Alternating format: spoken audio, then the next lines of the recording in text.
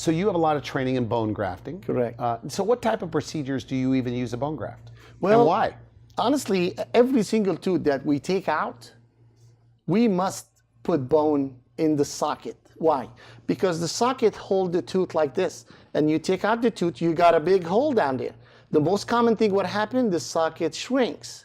So by putting the bone there, and that will support the whole socket, and this allow it to depress, and the bone goes away.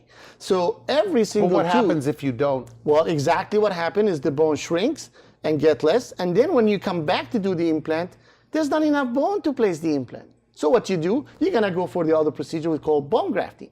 But sometimes, you know, Randy, it's much easier to handle the problem when it's small than waiting to become the problem big.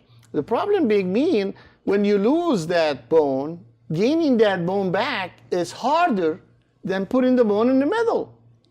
So if you're looking at every time you do an extraction, every time you do an you're extraction, doing a little bit of a bone graft. you put in bone Are you graft. just injecting material in there? What are you Well, doing? there is certain preparation. There's certain things that needs to be done. Sometimes you might have to put tissues with it. Sometimes you have to create tissues by taking blood out of you and you know, the centrifuge and putting stuff, special material to help grow in that bone, because you wanna, it's like putting a tree on the ground. You want it to grow. You want those roots to go there and become big and strong and solid. So when your implant comes in to be in, you got a strong bone. You got plenty of bone. Okay.